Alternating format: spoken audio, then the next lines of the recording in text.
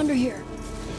What the gameplay needs to do is immerse you in the world, give you as many interesting actions to survive in this world and overcome obstacles. And obstacles could be infected, it could be other people, it could just be the environment, it could be rushing water, anything that could happen in this post-apocalyptic world. Are you clean?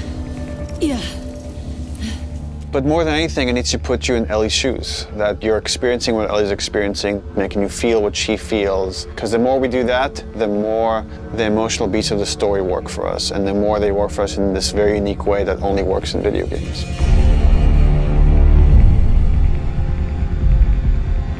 The gameplay philosophy of The Last of Us Part 2 is putting you in the shoes of Ellie and everything that that means. It means giving you a threat constantly, as this world has. It means giving you the hard choices.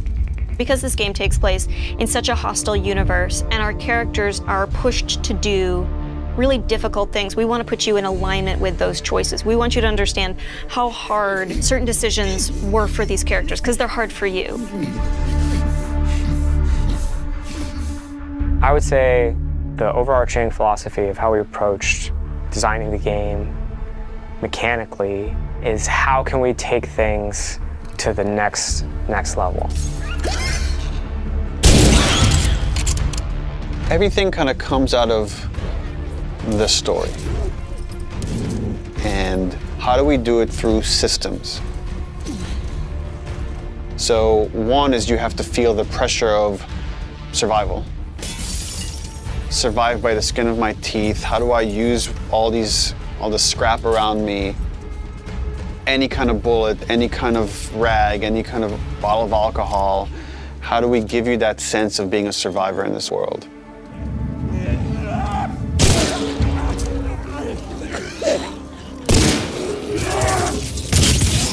Ellie is very small compared to Joel and more nimble.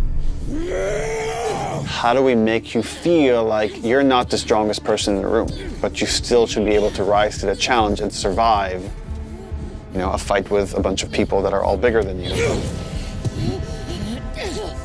So therefore it meant creating a character and systems and mechanics that allow you to be much more nimble.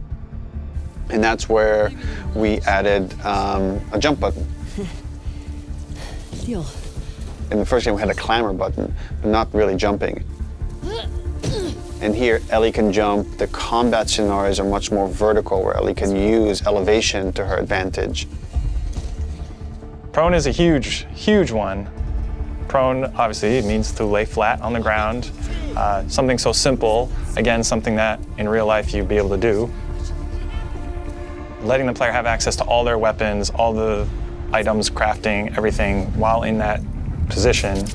And it just creates so many more emergent things in gameplay. Now that we have this other state that the player could be in, which are very low to the ground, how else can we use this other than just hiding in vegetation? We're like, well, there's a lot of man-made things or different structures that have collapsed that allow just enough space for you to crawl under, which means that now, as enemies are looking for you, you can crawl under things and hide, and it's just one more way to assess your environment and use it to Ellie's advantage. Now, because you can hide under things, we made them smarter and gave them the ability to look under things. So while you might hide somewhere and be safe for a while, eventually they're going to start looking under stuff, and if you're hiding under a truck and they spot you, they're going to yank you out and then try to kill you.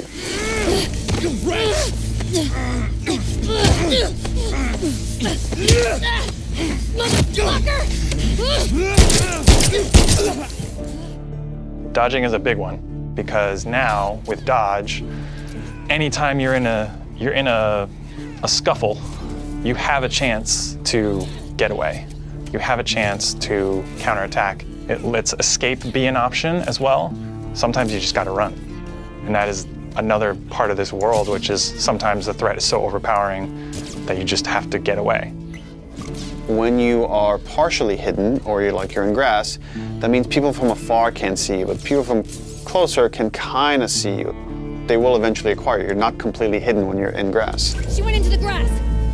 Watch yourself. And it makes you as a player become much more aware of your surroundings. Jump, prone, dodge, all these things feed into both exploration and combat because it lets us expand the space. The size of spaces can be bigger, the intricacy of spaces can be more complex, and it still works exactly as you would expect. So when it came to our level design, we really wanted to challenge ourselves to make a world that really felt like a real space as much as we possibly could and didn't feel like a series of combat encounters and exploration spaces and then combat encounters that felt like a Hall of Horrors or something, but something that really felt like a space that you could explore that seemed like a legitimate urban environment. And that pushed us to make our level design even more open than it was in the first game, which for us at the time was pretty open. In this game, we've gone so far in making the level design open that there are actually entire story moments, entire combat encounters, like full scripted sequences that you may completely miss. And there are things that we feel like, even though a portion of our player base may never see these things, the fact that when you do encounter them, you feel like you discovered them, it lends them this charm and this magic that I think is unique to games, that, you know, this happened to me because of what I did and what the place I explored to. Crafting is very much about a payoff to exploration, meaning that when you enter new spaces, you want to look around for supplies. You want to open drawers and cabinets and look for different things that will allow you to craft either items that can help you heal, items that can help you attack multiple enemies at once, such as the Molotov or the landmine that Ellie can craft. Items that can help augment your weapons, like the silencer for her pistol, or craft new kinds of ammo. It also gives us tons of interesting gameplay choices and overlaps that you can do at any moment and on the fly. We try to be a game that wants you to make a lot of different decisions in combat as possible.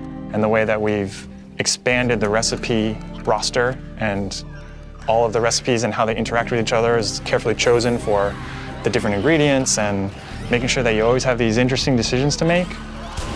We put a much stronger emphasis on the importance of the choices you make in the long term for your character. It'll be useful. Through the weapon upgrade system, through the player upgrade system, there aren't enough resources in a single playthrough to fully upgrade your character. The choices that you make, you're going to have to live with. And we wanted to make sure that all of the choices that you made had a really noticeable and tangible effect on the way that you play.